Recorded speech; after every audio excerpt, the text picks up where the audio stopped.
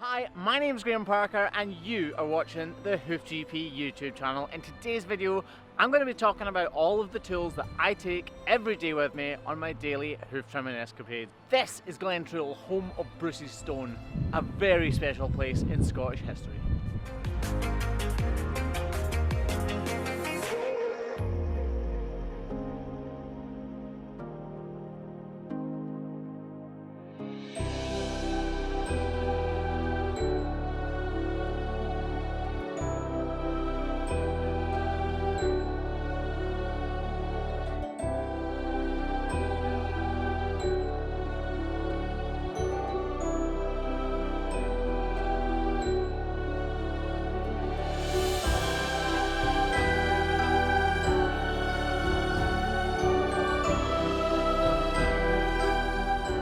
This is a truly magical place. Today it's cold and it's wet and it's windy, but people actually still get married behind that stone behind me there. Imagine how romantic and beautiful it is on days like that. So 700 years ago, just over, Robert the Bruce had been declared an outlaw and he was basically running and hiding from the English.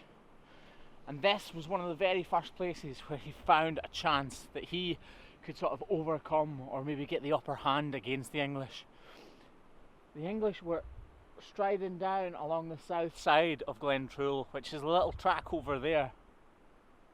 And Robert the Bruce and his 300 or so men camped out up high on these hills here, and he threw boulders and rocks and rolled them all down the hills. And as the English scattered, they set upon them with swords and all sorts of things, and they actually defeated them against pretty much all odds. Kind of went downhill a bit after there, and there was ups and downs, but it's a pretty special thing to think that 700 years ago there was a battle like that took place here. And this stone here is here purely to commemorate that. It's actually inscribed, it says, "In loyal remembrance of Robert the Bruce, King of Scots, whose victory in this glen over an English force started the campaign of independence." But to get to the real reason behind this video, what exactly is it that I keep in my toolbox? How many of them do I keep? What are they? What brands are they? And should you be keeping the same in your toolbox? Well, here is a comprehensive list of all of the tools that I take with me, apart from the crush and the pickup, obviously.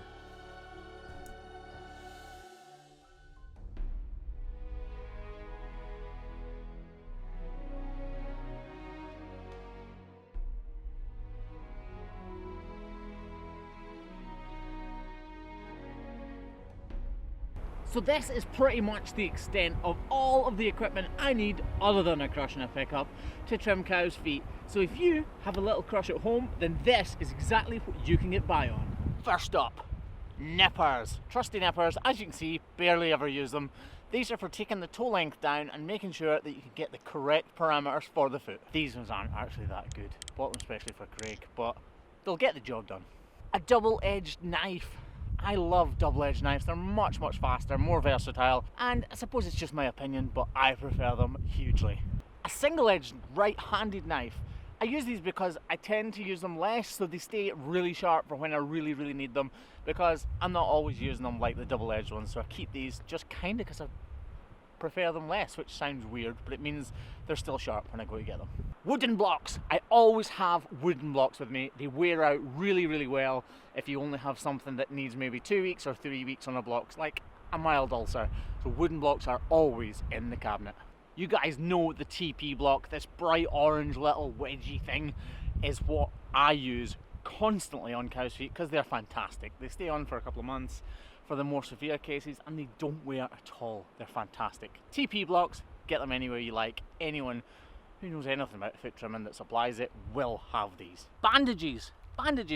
I don't use many of them, but when I do, I prefer the red ones. These ones aren't very good at all.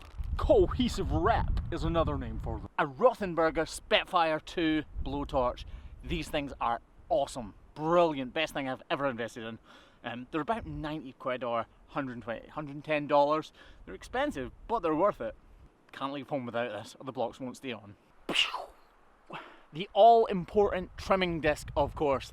I use Trimtex Titan Titanium. They're like £300, so about $350, I think. Might be wrong. and they have interchangeable blades. Obviously, you can't leave home without these. I've got 3 or 4 of them. 4?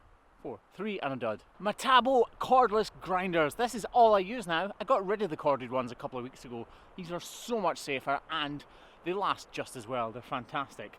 This one's in pieces, i.e. no battery, no handle, no attachment, because that's how we wash them.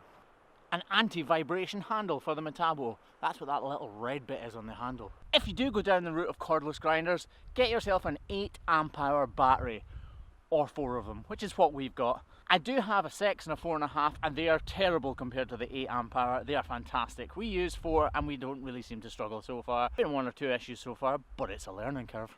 Hoof tight block adhesive, the best there is. Don't care what anybody says, hoof tight is the best, especially the winter one, which is pretty much what I use all the time. But this one has got a neat new little tricky cap on it, which is pretty awesome to be fair. Look, watch. Clicky satisfaction. Hoof fix paste, this iodine paste that I go on about, the magical paste. You can get it from embryonics.limited.co.uk and it's awesome stuff.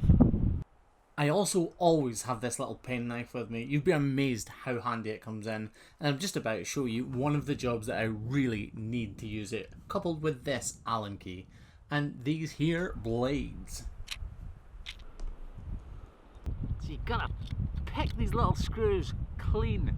The cleaner these blades are, the easier they are to change. And they are easy to change. Look, take the screw out. New blade. These are made of tungsten carbide. They're crazy sharp. They're actually fairly difficult to break. Pop it in, and you're pretty much done. And that is the end of that, guys. I'm going to leave you with these aerial shots of the Galloway Forest Park, as you guys well know by now, one of my all-time favourite places. Thank you very, very much for watching indeed. And if I didn't cover anything, just let me know in the comments and I'll try to answer it there. Catch you next time. Bye!